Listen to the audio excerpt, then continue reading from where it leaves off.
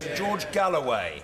Speaker, time doesn't permit me to tell you how many millions of I told you so's are currently being spoken in the country, or will be when they read of this debate. Ordinary people, millions of them, who knew what the expensive talent governing our country did not know, namely that there was no Al-Qaeda in Iraq, there was no Islamist fundamentalism in Iraq before Mr. Blair and his mouthpieces that are still here and Mr. Bush invaded and occupied them.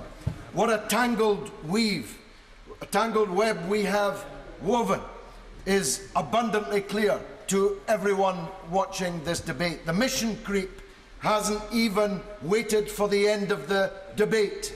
The words on the motion are about bombing Iraq. If there's a consensus in here that we're going to soon be bombing Syria, the words don't mention boots on the ground, but there's a consensus here that there will be boots on the ground. The only question being, whose boots are they? This debate has been characterized by members of parliament moving around imaginary armies. The Free Syrian Army is a fiction which has been in the receipt of hundreds of millions of dollars, huge hundreds of tons of weapons, virtually all of which were taken from them by Al-Qaeda, which is now mutated into ISIL. The Iraqi army is the most expensively trained and most modernly equipped army in history. Hundreds of billions of dollars have been expended on the Iraqi army, which ran away, leaving its equipment behind it.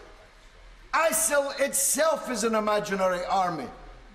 A former defense secretary, no less, said we must bomb their bases. They don't have any bases. The territory they control is the size of Britain, and yet there's only between 10 and 20,000 of them. Do the maths. They don't concentrate as an army. They don't live in bases.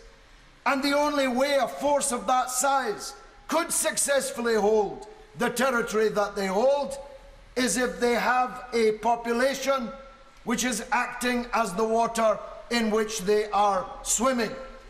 And that population is quiescent because of Western policies and Western invasion and occupation. That's the truth of the matter. ISIL could not survive for 5 minutes if the tribes in the west of Iraq rose up against them. Yes, I will. Happily. And how appalled people will be to hear him say that women buried alive, women enslaved, are quiescent in their persecution by these people. What a total disgrace. Yeah. Well, they don't like it up them, Mr. Speaker. They'd rather have an imaginary debate moving around imaginary armies. ISIL is a death cult. It's a gang of terrorist murderers. It's not an army, and it's certainly not an army that's going to be destroyed by aerial bombardment. ISIL is able to rule the parts of Iraq that it does because nobody in those parts has any confidence in the government in Baghdad. A sectarian government helped into power by Bremer and the deliberate sectarianization of Iraqi politics by the occupation authorities. The government knows that. That's why they pushed al-Maliki out, even though he won the election, by the way, if we're talking about democracy. They pushed him out because they knew that far too many people in ISIL-occupied Iraq had no confidence in the government in Baghdad. Nobody has any confidence in the army emanating out of Baghdad. So this will not be solved by bombing. Mr. Speaker, we've been bombing Iraqis for 100 years. 100 years. We dropped the world's first chemical bombs on them in the 1920s. We attacked them and helped to kill their king in the 1930s. We helped them. We helped the murder of their president in 1963, helping the Ba'ath Party into power. We bombed them again through the 90s. Yes. Well, we're all ever so grateful for the lecturer, but what is his solution to this problem? Well, now I've got an extra minute, thanks to you, I'll be able to tell you. This will not be solved. Every matter will be made worse. Extremism will spread further and deeper around the world, just like happened as a result of the last Iraq war.